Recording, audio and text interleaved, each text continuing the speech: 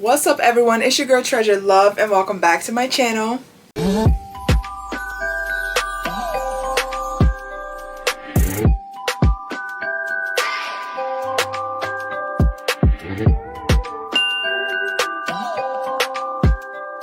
In today's video, as you guys can see and can tell by the title, we will be painting once again one last time before the new year.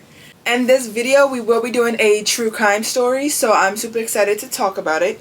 Before we get on in today's video, make sure you guys follow me on all my social medias. Everything will be down in the description box below. Make sure you guys subscribe, like this video, share this video with 7 friends, that's 3 cousins and 2 baby mamas. Also, make sure you comment down below something sweet, something nice. And then obviously we will be talking about this case, so leave your comments about this case below. Today I will be talking about the story of Shanann, Bella, Celeste, and Nico Watts. I should say their killing. Unfortunately, they were murdered by Christopher Watts, which is the husband. So let's get on into today's video. I'm sure you guys have seen this story all around on TikTok. There's so many documentaries on it. The list goes on and on and on.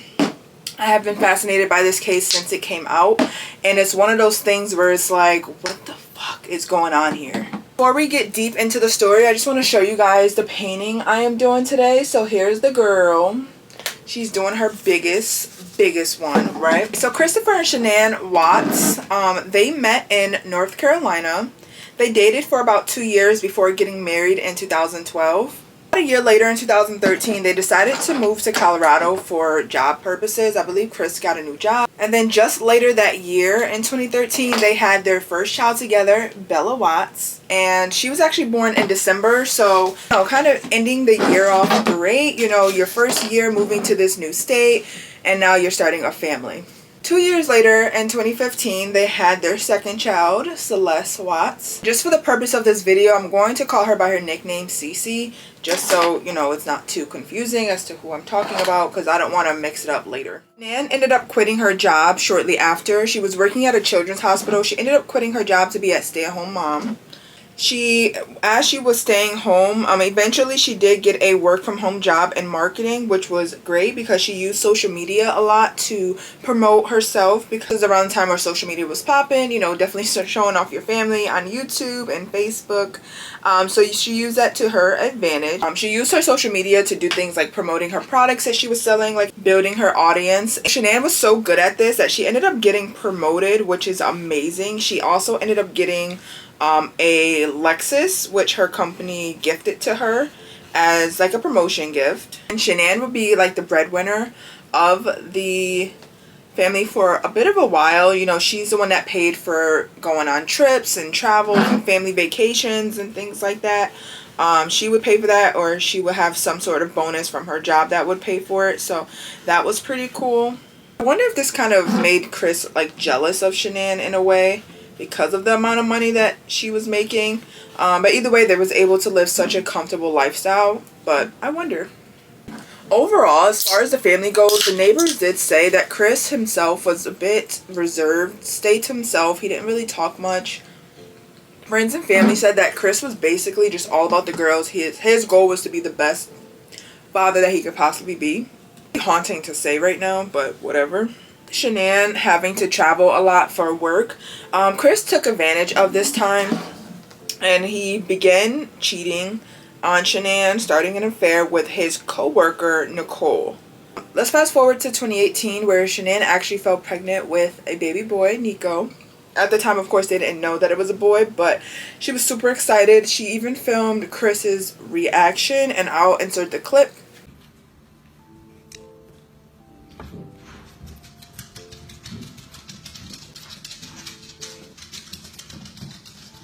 We did it again. I like that shirt. Really? Really? That's awesome.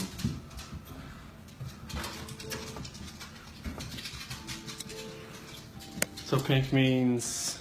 That's just the test. I know. There's just says the pink is going to be girls. I don't know. Just the test. That's awesome. As you guys can see, he gave a dry reaction. Some people say that's just how he is. He just didn't have much emotion.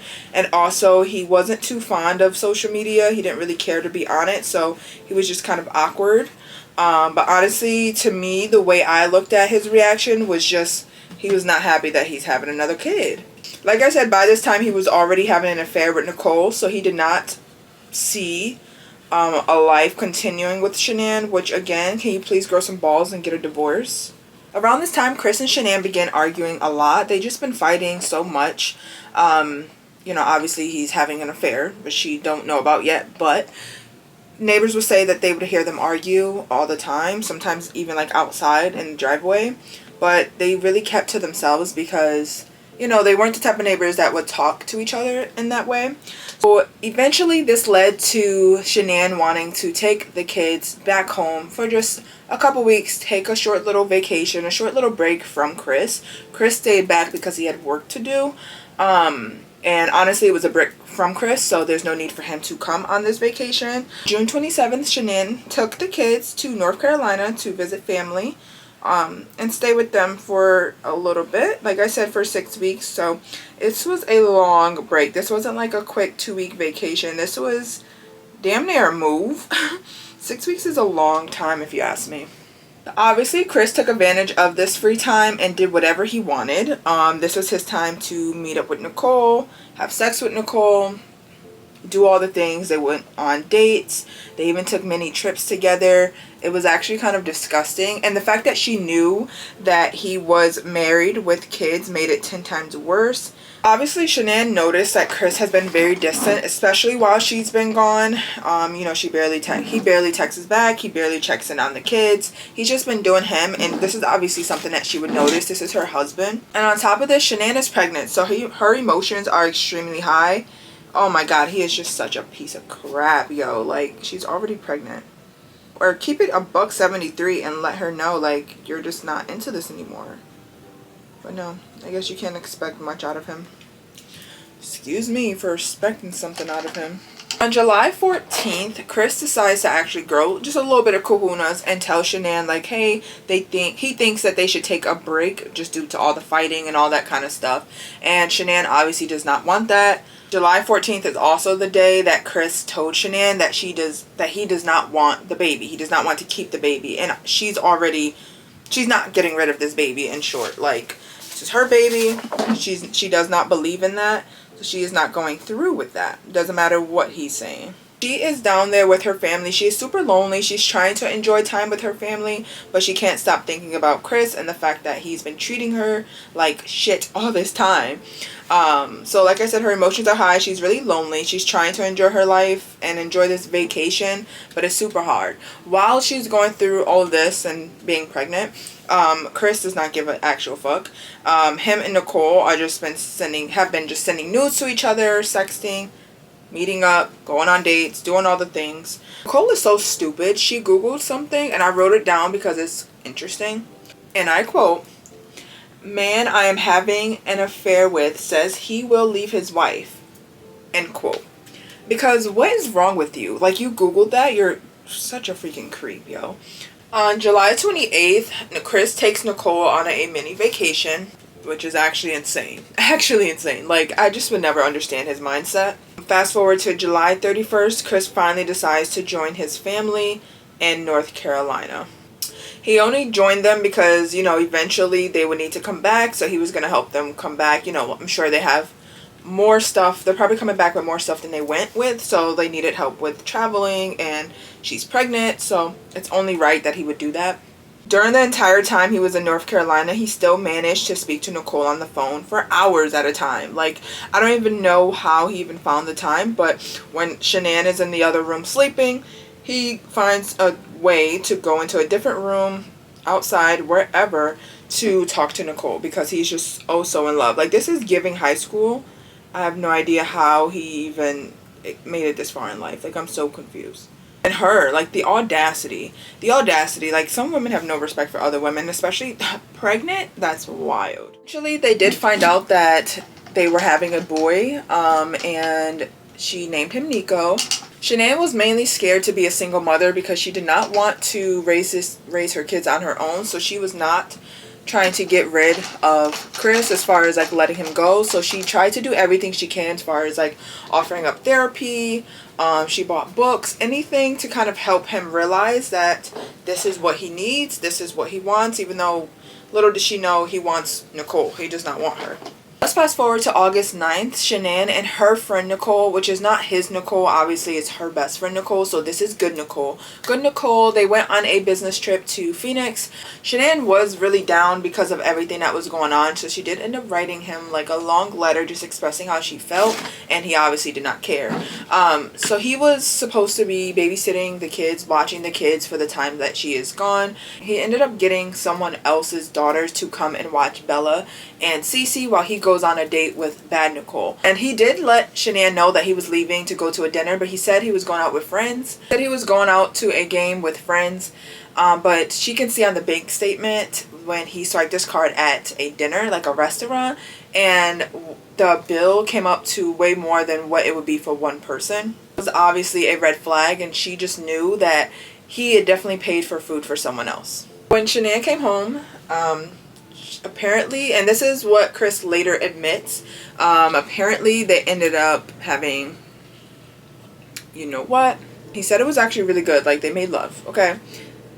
But shortly after, he confessed that he's been having an affair and that he doesn't truly love her, which obviously this resulted in them having a fight. They were arguing, going back and forth, because she's still, I believe she's still like in denial, but she's more just shocked that this is happening, that this turned out to be her life. He ended up strangling her and killed her, which is, you know, like I said, according to his testimony.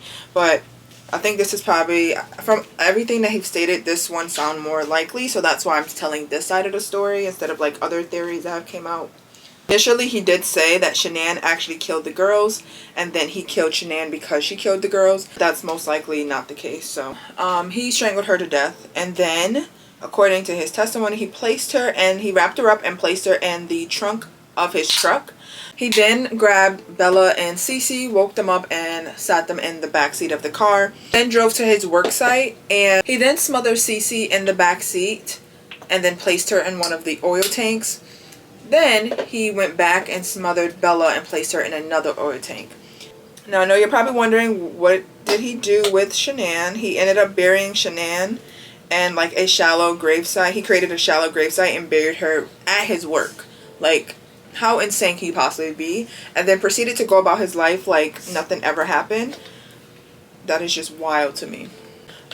Thankfully, she has good friends, because her friend Nicole, the one that she went on the trip with, thankfully, she has good friends, because one of her friends realized that, one, she has not like texted her at all the following day. She knew that Shanann had appointments that she needed to go to, and there was no updates about the appointment. So her friend was worried, and she actually went to the house to check on Shanann, and that's how she found out that Shanann was not there, but her car was. So how did you get to your appointment if you didn't drive? And knowing that Chris obviously was not being the best husband, so less likely that he drove her, and plus he had to work. So what she do next is reach out to Chris, and Chris is like, do not call the police, I'm on my way. You know, she had a play date, you know, with someone else. So the friend is like, what? Which is, she knew something was weird, she knew something was fishy, so she did exactly what she was supposed to do and called the police. The police later arrives, and basically they kind of peer through the window. Once Chris gets there, they were able to get in, did like a little walkthrough. They spoke with neighbors. They realized that her keys and her phone and her purse was also in the house, so there's no way she like left willingly, because she would have brought all those things with her. What was so odd is that the kids were also gone, so they were wondering, obviously, like, are they together? Were they kidnapped? Like, what happened? Thankfully, a neighbor did have CCTV cameras, and they watched them together. And which is areas that Chris watched them with, like Chris, the police and the neighbor watched the camera footage together, and you can just tell that Chris is just extremely nervous. He's rocking back and forth. He don't know what to do. He feels like, I think he knows that he's going to get caught like any moment now, but he's trying to come up with an explanation for everything. Now, this CCTV did not like necessarily capture Chris doing anything illegal or anything wrong. Like, there was Nicole and the kids were not seen on this CCTV, but what was weird is that he backed in his truck into the driveway really close to the garage, and he made 3 trips from the garage to the truck. Once Chris leaves the house, the neighbor kind of pulled the policeman back and was like, I don't know what's going on, but something is not right. Like, something's not right about this. One, he usually keeps his truck in the on the street because Shanann did not like his truck in the driveway because of the oil spills. So it's weird that he pulled his truck into the driveway. And also to be doing that at 5 a.m. is also bizarre. What's even more sad is that he's pretending like he doesn't know what happened. He's like searching, trying to be as useful and helpful as possible. Eventually, after some time, he did, quote-unquote, attempt to confess while speaking with the cops by basically saying, and they kind of fed him this as well, so he kind of ran with it because he realized, like, they were honing in on him specifically, and I'm pretty sure he kind of felt that, so he was like, he got to make a move, he got to figure out something. So that's when he said that Shanann killed the girls, and then he killed Shanann because of what she did. Now, to me, if that happened, what are you hiding for? Like, give me manslaughter. I don't care. Give me self-defense. Give me something. Like, you just killed my kids. I don't care. I will kill you, and I would do the time if I need to do the time. With this quote-unquote confession, this means that he ended up telling the police where the girls were, and they went to recover the bodies. You know, he did say, like, as they were driving to the work site, they were asking, like, what's wrong with mommy? Where's mommy? They were asking Daddy where we're going, because you got to think it's 5 a.m. They're not used to being up at this time. They don't understand, like, what's going on.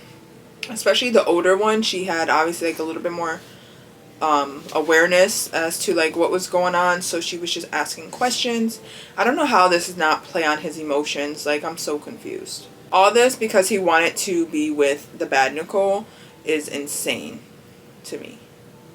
So he was charged with murder, first-degree murder. I believe it was 4 counts because also there was a baby. I will put the charges on the screen because I don't want to mess it up and I don't have them written down. But yeah, so that concludes today's video. I really hope you guys enjoyed it. Let me know your thoughts about this case. This is a wild one. If you guys have any more suggestions or video ideas, please leave them down below. I do have something coming up for January that's super exciting, so make sure you guys stay tuned. Make sure you guys subscribe and turn on your notification bell so you guys will get notified when I talk about that, when I come out with those videos. Like, it's not the best, but like, I didn't know what to do with her eyes and I didn't know what to do for her lip, but her hair is nice. The hair with the headband, if we just look at that, that's really all that matters, right? Thank you guys so much for watching, and I'll see you guys in my next video. Bye!